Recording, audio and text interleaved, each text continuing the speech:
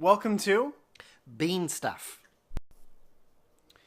today. We're going to talk about French press and kind of go a little bit more in depth into it and just chat about it. I guess to start off, my name is Reed, My name's Paul. and Dad, what do you do for a living? And by the way, we are father and son. That's right. I, for a living, for the last 15 years, has been roasting and the study of coffee. Wow, Yeah. I've done zero of that. Oh, you've had the benefits of it. I've had osmosis. So today we're going to talk specifically about French press, and actually we have a French press. What do we have in our French press today, Dad? I believe that's our Brazil Monte Carmelo. It's a lovely coffee for a French press, actually. Oh wow, sounds good. In fact, there's not many coffees that are not good for a French press, I would say. Oh man. So I guess kind of going into it, if I came to you and I said, what kind of French press should I use? Is there a difference? Is there like the kind of French press you're like, that's the kind I like to use? Does it really matter? Well, in one sense, it doesn't really matter. French press is a French press, and they've been around for a long time. They're actually a very good way to make coffee. There is a quality issue. You go cheaper, obviously, you're going to get plastic ones for camping, which are fun, but quality starts to go down, and probably the hardest part of a French press is the part you push down that's connected to a little what do you call that little sieve? Oh, like the plunger or the flat disc piece. Yeah, that piece. Yeah. That's the bit as you push down. Other than you grind too fine or so forth, if that's a weak link there, that'll break off pretty quickly, and your French press won't work anymore. I remember you bought me one. And it was I think it was a metal. No, it wasn't metal. It was like with the connector between the mesh flat piece and the piece that went down. Eventually broke loose, and it was Typically, it may be just poor quality, and you may need to look at that. But more often than not, that breakage is due to the grounds being too fine, and you're pushing down. It's like concrete; you just can't push it down, and you just break it off physically. The French press cannot take it. Gotcha. Okay, so actually, just to give you clarity, we are using an app called Anchor, and you may even be listening to it on that. But we're trying to figure it out. So in between our last section and this section, the bell went off for the French press. We pushed it down. The grounds were not too fine. And the good news is that we didn't break the French press. Yeah.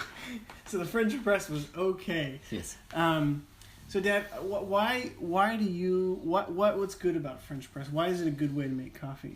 Probably the best thing about a French press is its simplicity. It's a very easy, accessible, and you can use it anywhere. You can take it camping, you can take it in the kitchen, you can have it in a gourmet kitchen. It's a good all round. You can. It's very simple. I think that's it's the not ability. That's why it's so good. And does it like the way that it extracts the coffee, the way that it processes to get your liquid coffee, does it do that well as at the same time, or is it? It does do that well. I think most methods do that well. We're talking about extraction of coffee, and that is not so much about, although it's important, the method like the French press, but it's more you've got other factors coming into it that are going to make it a good French press or a bad French press. And things like freshness of the coffee, the grind size, as I was talking about, the type of coffee you're going to put in there, how long you're going to leave it in. There's lots of other peripheral things that make up a great French press when you bring those things together. But it's a very simple way. One thing I particularly like about French press, it's very good, easy cleanup. Yeah, it is. Yeah, and I'm not good at cleanup. Is that right? I think you know that. Well, and I think what's so nice about it is, like you said, it is all self-contained. You don't really have to have anything but hot water, coffee in a pot, or the French press itself. The grind, I guess, can you talk to what because I guess there's a 2-coarse, 2-fine. We kind of talked about breaking the French press. What's the happy medium that you want to hit with that? Right. It's hard talking about grind size because a lot of people have different understanding of what sizes. Some don't even know about the size makes any difference. So what is in French press, your typical word you'd use for a French press is coarse. Compared, you'd need to go to compare it. You'd say compared to an espresso, which is very fine, and that would give you the two extremes. And French press, yes, is at the one end of the extreme. Espresso is at the other end of the extreme, and in the middle you got lots of different pour overs going there. So if espresso is kind of on one side of that, and then French press would be on the other side. For people that don't know what an espresso grind is like, would you compare it to not quite sand, but maybe something? Yeah, it's pretty close similar? to sand. You're right up in the right region there of sand compared to the coarseness is trying to think what that would be like. Like not little pebbles. That's a bit too much, but almost like the crumbs from a crumbs. I like that. Crumbs from a cookie, or bread. Yeah, it's more like that. Yeah, and sorry. Yes. No, I was gonna say what I guess why can't I mean coffee's coffee. What difference does a grind make? Oh, in any method you have, you're going to find grinds a very important feature. And here we're talking about its really surface area of the coffee and how long the water is on the coffee, and therefore then you're moving to another word called extraction, how much it pulls out the flavour of the coffee in the coffee bean.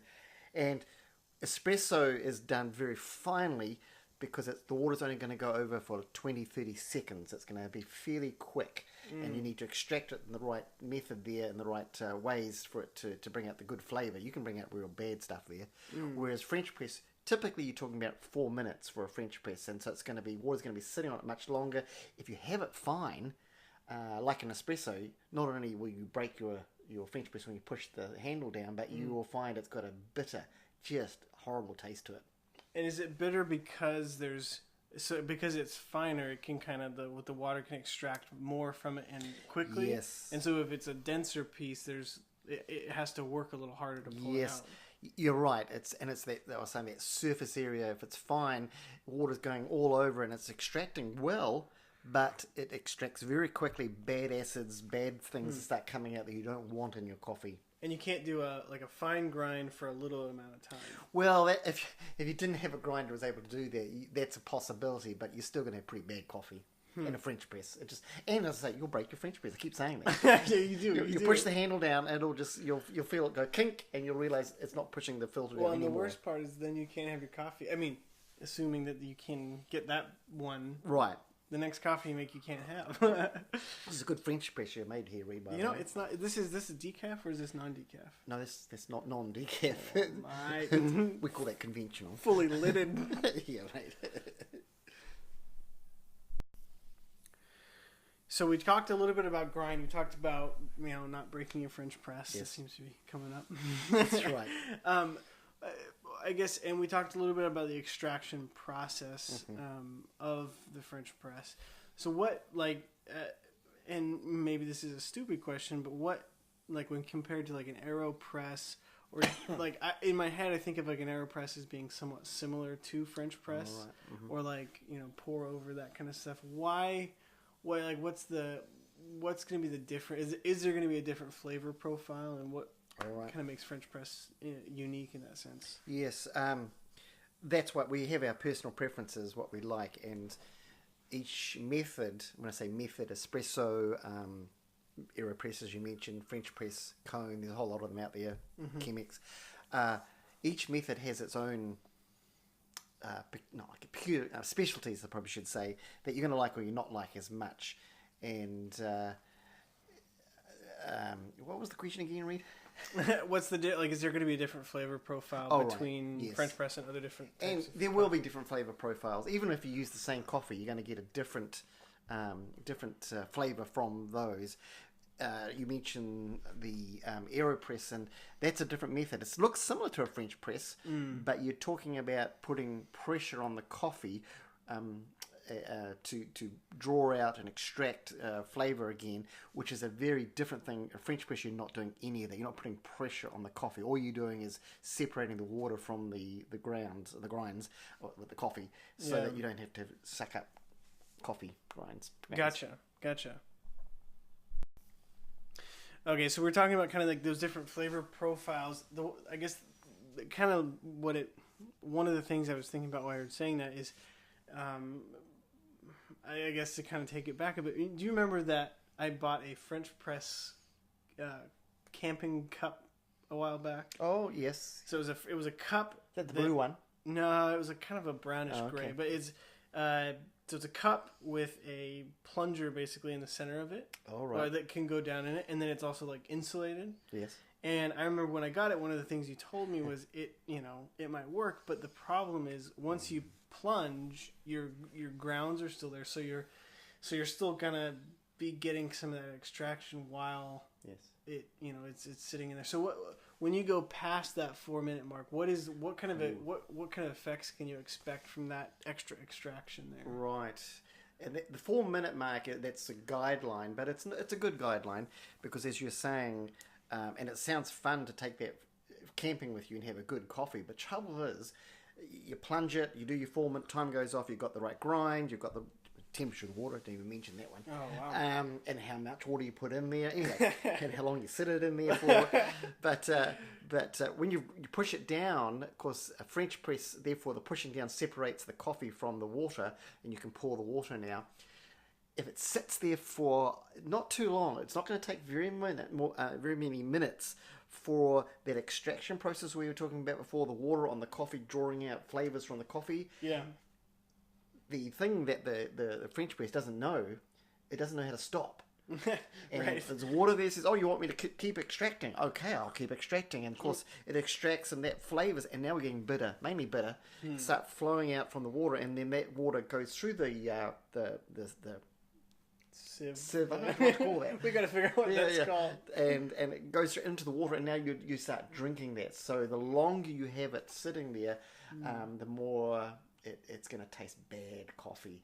Little tip here: if you do that, do your 4 minutes, push it down, have your coffee, put the coffee into something else, insulated mug, whatever.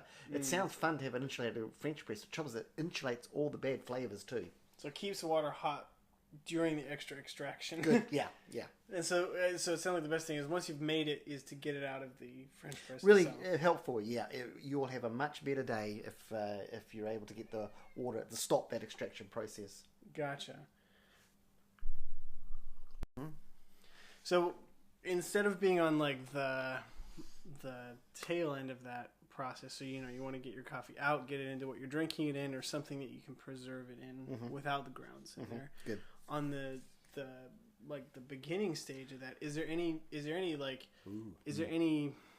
special way that you should be like pouring the water? Like I know for you, I always see you pour it, you wait a minute, and then sometimes you stir.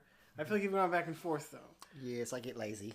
Okay, but is there a best practice for when you're pouring? There's some basics that you need to do to have a good French press. Then you can get a little more lazy on it, and it doesn't matter if you do it or don't. But you will get a better coffee. There's no doubt about it. Yeah, freshness of the coffee is important. The now grind what's size. What's fresh coffee? Now what do you consider fresh coffee? That's an interesting question. People have different ideas of what fresh coffee is. I would say generally, and this is a generalization, it gets roasted. Mm-hmm. And for a French press, I've roasted coffee camping, and the next day I want to drink it, and that's fine. Right. Probably really good tasting French press, you're going to wait a little longer than perhaps a day. Excuse me. 3-4 days probably. Wow. Possibly. And then when does it go bad? And that's after it's been roasted. Yeah. Another tip here: when you buy your coffee for your French press, check that it has when it was roasted date. Don't go anywhere near an expiration date. I've seen expiration dates, for 5-6 years away. And it's great. They're going to sell the coffee for 5 or 6 years. But you want to, when it's been roasted, so you know when when it started, the clock started. And you've probably got, if you've, excuse me, that French press coffee. You've probably got at least a month. Wow.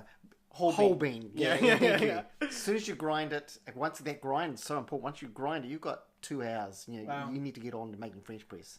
Yeah, so you should really only grind it when you're ready to drink it. That's the preferable way, yes. And, I mean, it's kind of like, if you think about it, like, if you didn't, like, I know they don't often put, like, a date for when, like, meat is cut and stored. Right. But, some coffee might be on the shelf, or once it gets to the shelf, maybe months and months old, or may not be fresh. If you got meat and you knew, okay, this meat was just got here today, but it's months and months old. You wouldn't. That's not the meat you would buy. Right. And so kind of like the same thing with coffee is you want to buy coffee that is good, as in like it's it's not gone bad yet. Yeah, coffee's a very interesting thing that people don't tend to think of. Coffee going stale. Unfortunately, coffee, no matter what you do to it, and there's lots of processes, you can freeze dry, you can do all sorts of things, and you can help it by having a dark container. You can help it by having a one-way valve and letting out the oxygen, not letting carbon dioxide. You can do lots of letting out carbon dioxide, not letting oxygen in. You can do lots of things, but the clock ticks, and you need to think about how quickly you need to use that coffee, because if you do a month too much, you will notice a difference. So buying it in bulk might not be helpful. Like if you find this is a good deal, I'll buy a pound of it, but you only drink a little bit a week. It's not going to help, because then it's going to go bad before you get to enjoy it. Yeah, so you sort of you're planning, you're doing really well, thinking ahead, but you've ruined your coffee. So it's kind of like vegetables. Ooh, I mean, you buy vegetables, they go bad pretty quick. Yes. And so you typically can only, mostly you only buy them within a certain time frame of when you're going to use it. Yes, right. Yeah, I often tell people like bread. You get home, you don't grind the bread, you don't sort of take in little pieces. Well, you don't leave it out of the bag because it goes stale. Exactly. And the bread goes stale, and coffee does too. Yeah, and actually I have more of this French press. Well, it's very good, actually. It is very good. It's probably the conversation that makes it good. But yeah, company is what made it. Right. So yeah, I mean, I think that kind of it makes me think of all the times I made a bad French press now. Sorry, yes. As I say, there's some basics you need to get right, and then you can go overboard and get nerdy about, as you said, you can preheat the French press because it's glass. Right. You need to warm it up. Oh, right. And then you've got the plunger part that you want to warm that up too, because that's metal, and as soon as you put hot water, it's like a heat sink. It's going to take the heat away from the water, so the water temperature goes down, because guess what? You need a good temperature.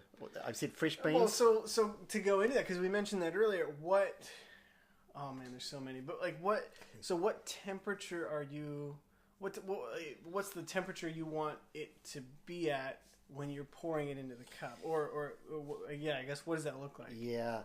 Practically, the best way to do that is boil your jug and take it off the heat. And once it stops bubbling, pour it immediately. You're talking about 195 Fahrenheit there. It's fairly hot. Yeah. But don't put boiling water on. That's a lot of people think, boil it on, it's going to be really good. Cup of tea, that's good. Cup of coffee, no. Why is that? Well, you will burn the coffee. Really? You pour it on thinking you're going to have a really hot coffee. You're going to have a hot coffee. You're going to have a scorched coffee, because the heat is going to take flavours out so quickly, you're going to get rancid acids, basically. Really? So it actually pulls acid from the bean that you don't want. Yeah, I mean, all processes do that, and there's good acids and there's bad acids, but hot water just accelerates the whole process, and it's a nightmare. And then I guess what's the sometimes when I make a French press, I grind an amount of coffee. And I put it in a French press with an amount of water. Can you guys stop me there, Reed, just a minute? What do you mean by an amount? Because that's an important factor. Well, that's what I want to know. Because when you make a French press, it is an operation. There's a scale involved. You don't use a scale? No, there's a scale. There's a grinder that's got a digital outread, and like you're looking at that grind, you're testing things. I know that you buy a jug or an electric kettle that boils to turn. Automatic turns itself off. Yeah. So correct my wrong. What does it look like to pour, and what's the ratio of like coffee to water kind of look like? Those are very scientific questions. They are scientific questions, but actually they'll make the difference between a good and a bad French press. Basically, you're talking about ratio, the ratio of water to how many grinds you have. You grind the coffee, you weigh it, and then you're going to put a certain amount of water on it, and those two factors, water and the coffee. And coffee, and then you said so it's in coffee in grams. How many grams of coffee as opposed to ounces of water? Yeah, there's sort of vague why you would do it, and again, it's a personal preference. But a typical French press you'd buy somewhere. I'm looking at the one we've got there. That's a very typical French press. I think they say they're I can't remember like the 3 cuppers, but they do probably more than that, or vice versa. There's a 5 cupper that looks only does 3 cups. Well, I have that little 1 cupper. So the ratio of water to the coffee is really, you're going to try it out. I've tried it, and I've tried too much and taste the coffee, and it's just overly intensely badly. It tastes almost burnt. And that's when you have too much coffee in there. Too much coffee ratio is wrong. You've got to bring down the grams of the coffee. Is that because there's more coffee for the water to extract? Exactly. So that's true. Yeah. And therefore it's done all that, and it's brought out some those bad acids and things are predominant in the water now. And if you do the opposite, is it going to be more insipid, kind of like very insipid, watery, and the water, muddy water? Kind of. Yeah, it really is. Yeah, you don't really get that. It doesn't bring any taste out of the coffee. All you get is it just touches the surface of the bean, and all you're getting is like a plant material. It's very bland. And now this is just my curiosity, but what is there, in your opinion? Is there a type of coffee that's better for French press? Like if I go to the store and I don't know what I get coffee from you, but maybe there's bags that like French press roast, or I don't know what am I saying. That's true. But like grind or I guess roast. What kind of like like dark roast, light roast, or is it more just a preference or? Oh, you're hitting a lot of questions there, Reed. A lot of myths there. I hadn't thought of the French roast one as not for French presses, although it sounds like that. I hadn't thought of that. It's probably not even French. No. But it's got background of why it's called French roast. It really means a dark roast. And as we've learnt more about coffee, what's happened is roasting have understood the science of it. There's things like the rate of rise and the Maillard reactions. All they've suddenly realised there's a lot of things here we didn't even know about. And we're seeing a lot of words I don't know. Oh, sorry. Yes. Maybe 2 words. There's 2 cracks. Like in popcorn, you've got 1 crack. In coffee, you've got 2 cracks. Yeah. And for a long time, you go with the first crack, and the bean doubles in size and halves in weight. A lot of water comes out, and then it carries on. Then it gets to a second crack. And now they've found out that once it gets that second crack, the flavour suddenly starts to change from all these good flavours that you can get in between. There's a whole art of how to draw a good flavour out. Yeah. Get to that second crack, you're going to have a lot of tradition that says, I like it dark and strong. It doesn't really make it any stronger. Kind of like your Starbucks coffee. I wasn't going to say that. I mean... but you've really got more of a burnt, fiery taste to it. A roasty taste, we'd call it. And I've heard you say in the past that darker the roast gets, the more it tastes like every other coffee. Well, that's the advantage of that. The advantage, disadvantage? The advantage is about it. The advantage is that all your coffee tastes the same, whether it's fresh or not, whether it's whatever, it will taste the same. And that could be a plus for you. What tastes different every time, the problem with that, though, is you lose all the intricate flavours of an Ethiopian, a Brazil, or whatever, Colombia. I wouldn't be able to tell the difference, and I'm a Q grader, and I should know the difference. But once you go that second crack, don't have a clue. So, kind of the moral of that is, like, the lighter you go, without going too light, the more flavor from that individual coffee you're going to notice in comparison to other coffees. You're going to notice the flavors from, like, a Guatemala as opposed to a Sumatra. Yeah. More so the lighter that each of those is roasted. Yeah, and when I say light, there's a variance in there of really between first and second crack, and that's the art of coffee roasting, which I find most enjoyable.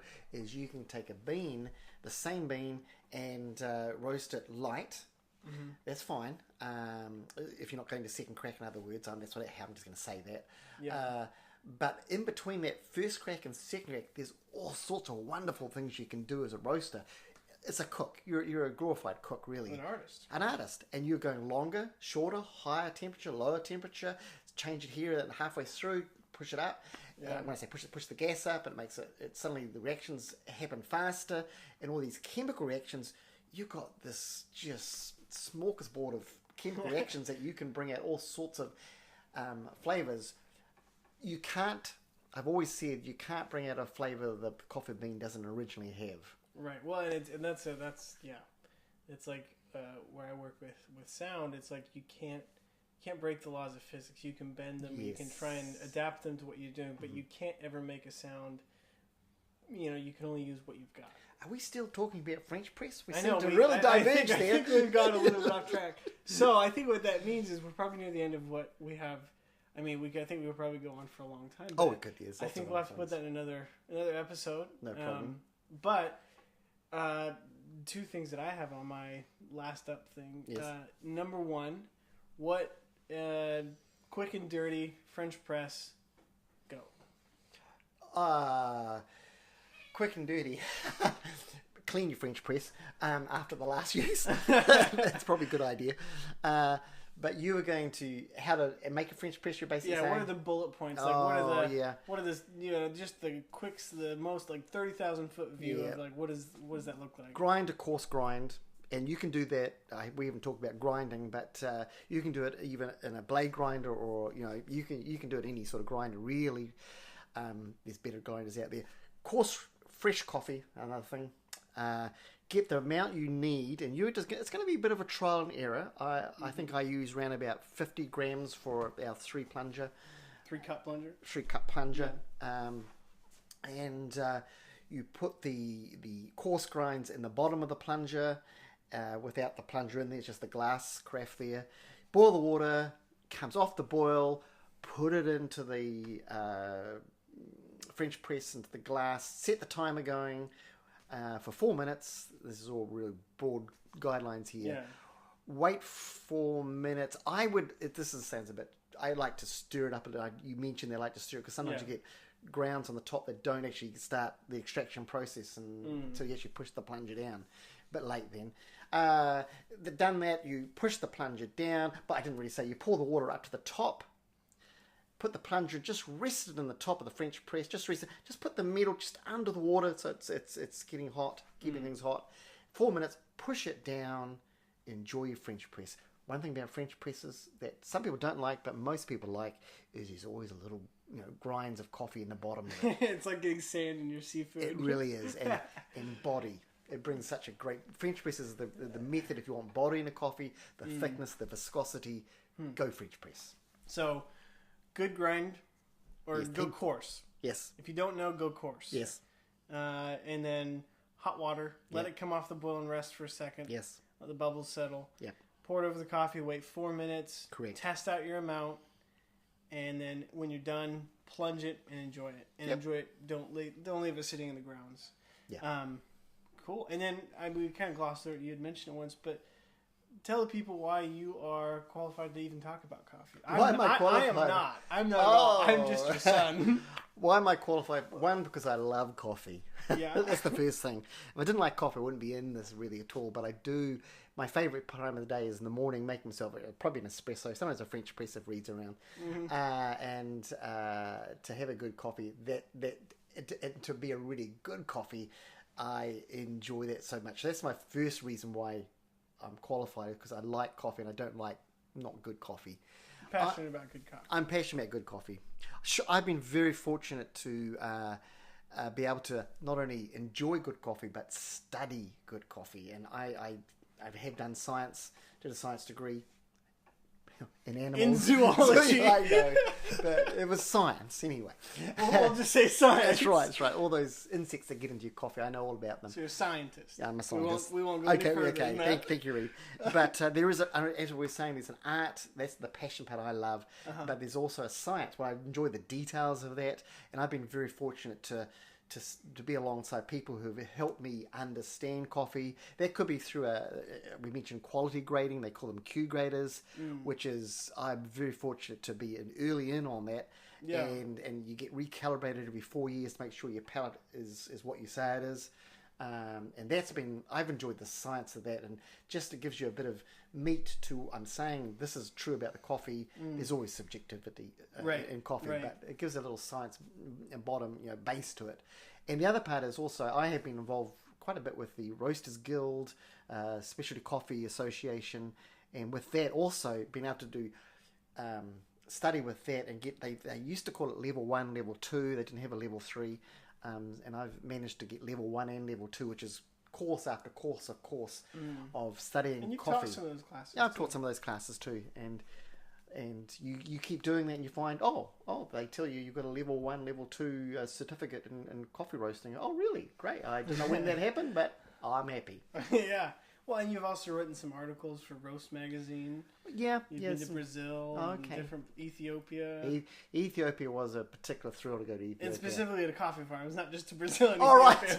Right. In fact, I didn't really get to see much of Ethiopia or Brazil other than coffee farms. So you are more than qualified, and hopefully you're qualified enough to cover us both, because I only have osmosis. Well, let me say, knowledge. The cup of the French press that Reed made for us was very good. I really enjoyed that. I will say that I guessed on all the amounts. Don't tell me that. Oh man.